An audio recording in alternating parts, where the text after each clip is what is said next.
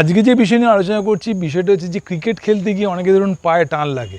শুধু ক্রিকেটের ক্ষেত্রেই নয়, ধরুন আপনি কাজ করতে করতে হঠাৎ পায়ে টান লেগে গেল, বয়স হয়ে গেছে, আপনার আর্থারাইটিস সমস্যা, হাঁটুর সমস্যা, পায়ে টান লেগে গেল, তাহলে আপনি কি করবেন?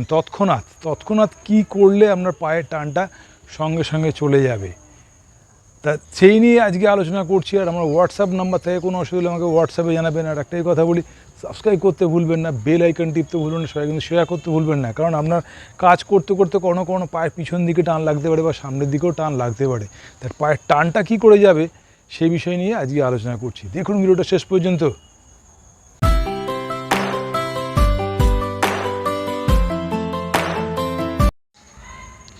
আজকে যে বিষয় নিয়ে আলোচনা করছি বিষয়টা যদি ধরুন ক্রিকেট খেলতে খেলতে আপনারা দেখেছেন টিভিতে, ধরুন এরকম ব্যাট করলো, বড় ফ্রন্ট ফুট ডাইভ করলো, পায়ের টান, সঙ্গে সঙ্গে শুয়ে পড়েছে।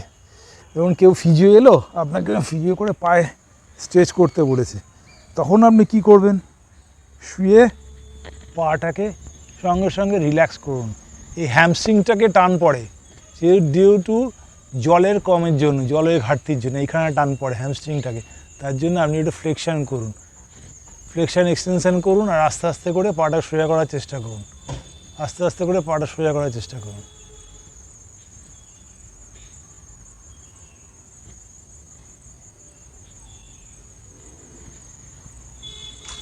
যখনই করবেন দেখবেন আপনার পায়ের এই হ্যামস্ট্রিংয়ের এই টানটা চলে গেছে। এটা কার্যক্ষেত্রে যদি আপনি দেখেন, কাজ করতে করতে আপনি ধরুন কোনো ঝুঁকে কাজ করতে গেছেন, যখন পায়ে এখানে টান লাগলো, পিছন দিকে টান লাগলো, তখন আপনি পাটাকে একটু স্ট্রেচ করে নিয়ে জাস্ট পিছন দিকটাকে হেলান দিন, পিছন দিকে হেলান দিন। পায়ের টোটা ওপর দিকে উঠবে, পিছন দিকে যাবে, পিছন দিকে ব্যালেন্সটাকে পিছনের দিকে নেওয়ার চেষ্টা করুন।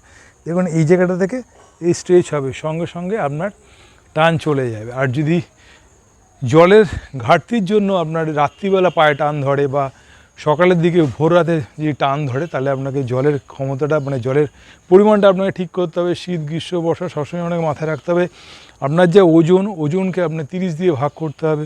আপনার ওজন যদি আমি ধরে রাখি 70 কিলো বা 80 কিলো, 30 দিয়ে ভাগ করলে যে রেজাল্ট বেরোবে সেই অনুযায়ী জল খাবেন। যদি 70 কিলো ধরি, তাহলে অন্তত 30 দিয়ে ভাগ করলে 2 লিটারের বেশি হয়, তাহলে 2.5 লিটার জল মাস্ট খেতেই হবে। শীত, গ্রীষ্ম, বর্ষা সব সময়। গ্রীষ্মে একটু বেশি খেতে হবে, কারণ তার জন্য ঘাম বেরোয়, তার জন্য বেশি করেই খাবেন। আর একটাই কথা বলি, এই টানের একটা মেন কারণ মাসেলগুলো ক্র্যাম্পিংয়ের জন্য আপনার এই টানগুলো ধরে। তার মানে তার মধ্যে প্রচুর পরিমাণে যে জলের যে ঘাটতি হয়, তার জন্য এগুলো হয়। আর আপনার ফিজিক্যাল অ্যাক্টিভিটিস, আপনি হাঁটাচলা ঠিক মতো করেন না, আপনার অ্যাক্টিভিটিস কম, তার জন্য এই টানগুলো হতে পারে। ব্যাক মাসেলস টান, এটাকে হ্যামস্ট্রিং বলে, এটাকে কোয়াড্রিসেপসের ওপর বলে, পিছনে কাব মাসেলের টান, এগুলো আমরা টান আসে। তার জন্য আপনাকে অন্তত সকাল বিকাল একটু জগিং করা, পিছন দিকে হাঁটাটা খুব দরকার। পিছন দিকে যখনই আপনি সামনের দিকে হাঁটেন, পিছন দিকে হাঁটাটাও খুব প্রয়োজন। যখনই পিছন দিকে হাঁটবেন, পিছন দিকের এই পায়ের মাসেলসগুলোর টান আপনার কিন্তু চলে যাবে। যখনই পিছন দিকে টান চলে যাবে, আর এই ব্যায়ামগুলো আপনাকে রেগুলার ওয়াইজ করতে হবে।